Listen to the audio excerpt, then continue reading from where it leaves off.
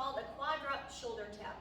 It's similar to a bird dog if you've ever done it. Bird dogs is where you're on all fours or quadruped and you're lifting one opposite leg or the opposite arm, or you're doing the same arm, same leg.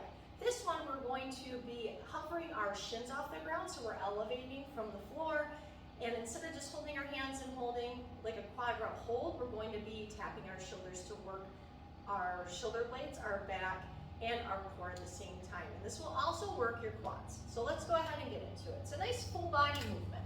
So you're gonna go ahead and start off in a quadruped position.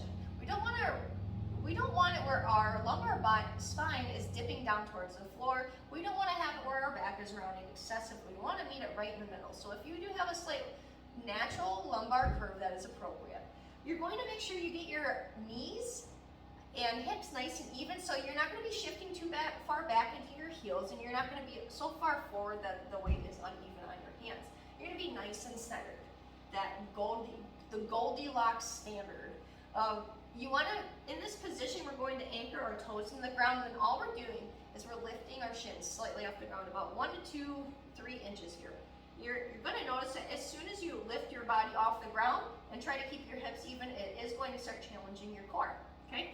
At first, if you feel like this is enough, try this quadruped hold for about 30 seconds, and if you feel like you can hold it longer than 30 seconds, then you can go ahead and progress to this next movement.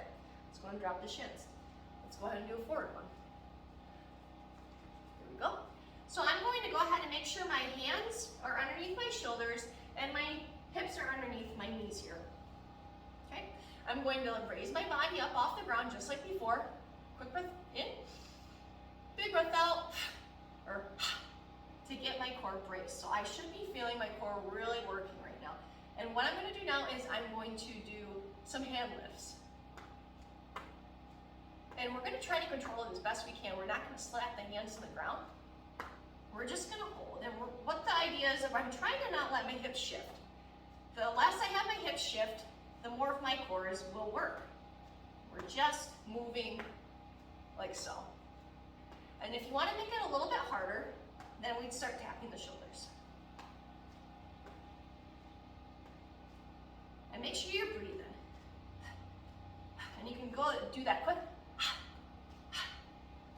That's going to force you to engage your core. And we're really working on not shifting. It will shift a little bit. You'll get better at it as you go. Now, where your eyes should be at, I like to look at the ground to make sure I keep my back nice and flat.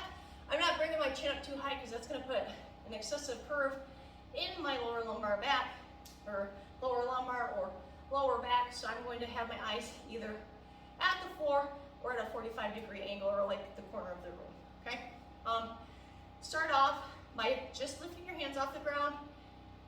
Get them a little bit higher. If you can get them a little bit higher, then start tapping your shoulders, like so. Do that for about whatever time frame that is prescribed in your program, or whatever challenge that you would like to try. When you're first starting off with these things, I always suggest starting off with 10-second bouts and taking the same amount of rest with the movement, and then increasing it as you go. Go ahead and give this movement a try. If you really like this movement, definitely go for it, increase the time, and really have some fun with it.